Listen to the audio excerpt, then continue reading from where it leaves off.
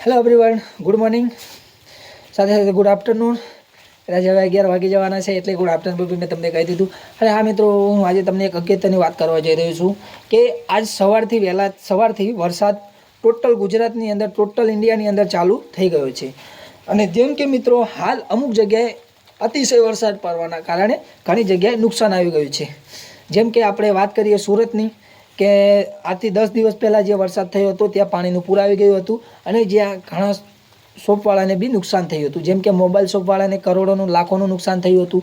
Total આપણે ગણીએ તો સુરતની અંદર કરીબન 30 થી 35 કરોડનું નુકસાન થયું હતું એવું સમાચારની અંદર બતાવે છે. અને હાલ બી સમાચારની અંદર ચાલી રહ્યું છે, સુરત છે, રાજકોટ છે, ગાંધીનગર, અમદાવાદની અંદર વરસાદના કારણે ઘણા પાણી ભરાઈ ગયા છે અને રસ્તા નાળાઓના ઠેકાણા નથી રહ્યા. તો હું એટલું જ મારા સોશિયલ મીડિયાના માધ્યમથી બધાને એટલું જ કહેવા માગીશ કે અત્યારે વરસાદનું મોસમ ચાલે છે, તો હું તમને એટલું જ કહીશ, જરૂરી પૂરતા જ તમે બહાર નીકળજો. તમારા છોકરા બાળકોનું તમે રક્ષા કરો. બાળકોને ઘરની બહાર ના નીકળવા દેશો, કારણ કે મિત્રો વરસાદનું કોઈ નક્કી નથી હોતું. આપણે જાણીએ છીએ 3 વસ્તુ: આગ, હવા અને વરસાદ. પાણી કહો કે વરસાદ, એક જ તે. આગ, હવા અને પાણી, આ 3 વસ્તુનું કોઈ નક્કી નથી હોતું. ક્યારે આવી જાય અને ક્યાં સુધી લઈ જાય તે આપણને કાંઈ ખબર હોતી નથી. તો મને દુઃખ છે ઘણું કે ઘણા લોકોનું નુકસાન થાય છે. ખેડૂતોને બી નુકસાન થાય છે.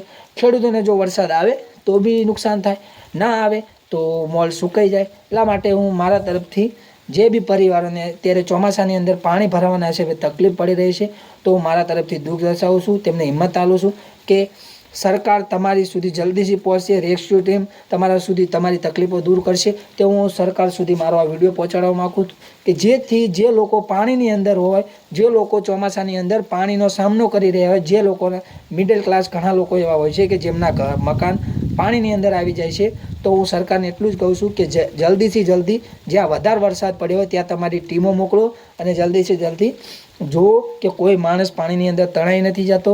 અને આ મિત્રો, છેલ્લે એકવાર હજુ હું તમને કહેવા માગું છું કે તમારા નાના બાળકોને ઘરની બહાર ના નીકળવા દેશો જ્યાં લગી વરસાદનું આપણે થોડુંક ધીમું ના પડી જાય, પાણી નીચેથી ઉતરી ના જાય, રસ્તાઓ ચોખ્ખા ના થઈ જાય. અને બને ત્યાં લગી તમારા પરિવાર સાથે રહો, જરૂર પૂરતા જ બહાર નીકળો અને બાળકોનું તમારા ખાસ ધ્યાન રાખો.